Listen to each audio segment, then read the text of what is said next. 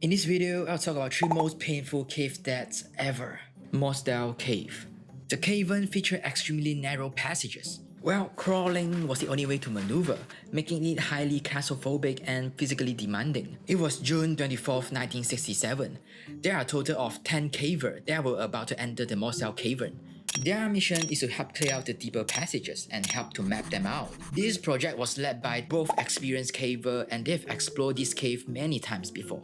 After a few hours inside, 4 of the cavers realized how difficult the cave was and decided to return to the surface. Once they have got out of the cave, they notice a cloudy sky, but nothing seems unordinary. So the remaining cavers continue to move forward until they have reached the far marathon passage, which is measured as small as 18 inches by 12 inches. The caver inside didn't notice anything abnormal at this point, and the project will be done in no time. The 4 cavers outside noticed that it has started raining, so they took cover.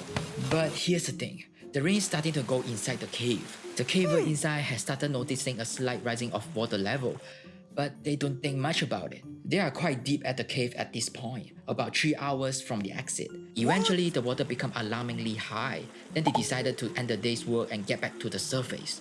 But the water continued to pour down the cavern. A lake of water have even formed outside of it. The caver inside has no idea how much water are coming at them. He has soon turned the narrow passage into a death trap, with no escape route.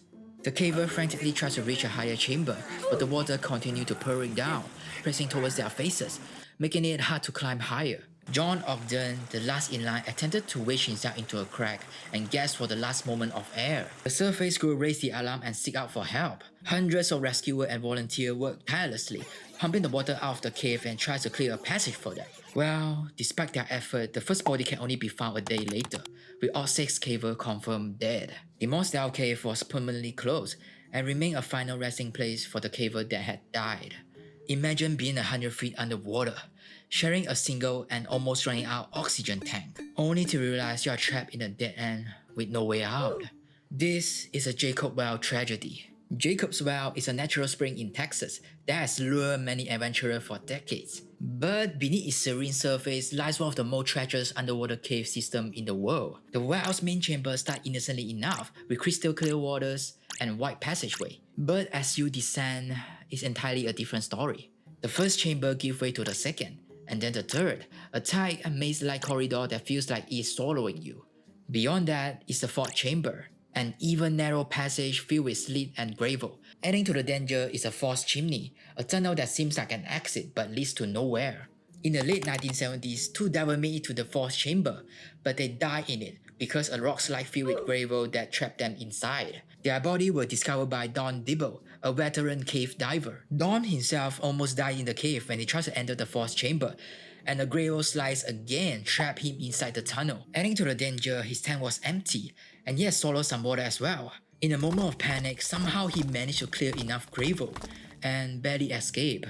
When he broke the surface, he was screaming in pain due to his stomach has completely ruptured. Recognizing the danger, he sealed off the 4th chamber with cement to prevent further deaths. But you know, truth seekers are persistent. Someone broke through the dawn's barrier, leaving a chilling note saying that, "You can't keep us out." This story caught the attention of Richard and Clark. They want to take a look for themselves even though they didn't know much about cave diving. On November 23, 1983, Richard and Clark entered the Jacob's Well and reached the 3rd chamber. Due to the hole in the 4th chamber is small, they have to remove the oxygen tank in order to fit through. Richard then removed his tank and started going in while holding his tank with his dear life. Then it was followed by Clark, also removed his tank and proceeded towards the 4th chamber. Then what he saw next was Richard.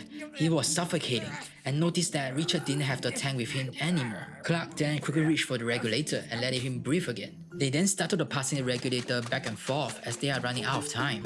As they are almost out of the cave, they heard a metallic clack. They have made a fatal mistake. They both looked so hopeless after seeing what was on top of them. It is a dead end. They accidentally swam into the 4th chimney in the 1st chamber, a dead-end tunnel.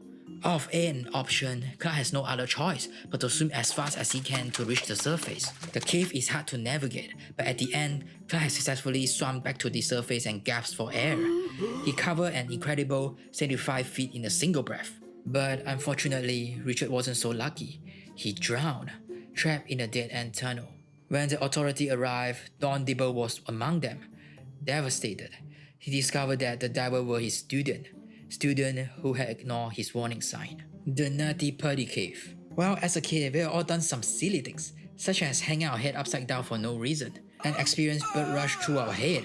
When it was unbearable after a minute, then we only decided to get up. There was a man who mistakenly entered a dead-end tunnel and become stuck upside down in a tight sloping gap for 27 hours. The man was John Jones, a 26 years old preparing for med school, go spelunking with younger brothers and friends. They want to explore a local cave that people explore all the time. It is known for its narrow entrance and intricate pathway, which people pretty much have to crawl into it. John and his brother and friends, they descend into the cave. They are still at it about an hour later. John and his friend want to check out the birth canal area. The entrance to the birth canal area is narrow and tight, but it will eventually lead to a bigger area. John then crawls into the narrow tunnel. As he crawls into it, it gets tighter and tighter. Then suddenly out of nowhere, the tunnel takes a sharp downturn and it slides down into an even smaller tunnel. He is then completely stuck. John mistakenly enters a dead-end tunnel instead of the birth canal and becomes stuck upside down in the tight position. He basically cannot move his body at all, even his hand as well. The blood started rushing to his head. It's only a matter of time that he will be dead of cardiac arrest because human body aren't supposed to function in the upside down position. His brother then tried to pull him out with all of his force, but unfortunately he can't get any leverage because he's in the narrow tunnel too. His brother then called for 911 and 4 hours later the rescue team arrived. The first arrived to the scene is a woman named Susie. She's an experienced spelunker. She then ties a rope around John's ankle and she brings the rope outside where there is more room for people to pull it. They have tried very hard, but the rope keeps getting stuck on the rock. It just isn't working at all. By this time, even more time has passed, and even more rescue team has shown up. A full rescue team arrived late at night and decided to drill into the tunnel to create a pulley system. The process is slow and taxing due to the cave humidity and tight spaces. John has been in the upside down position for 19 hours now, and the pulley system is finally ready.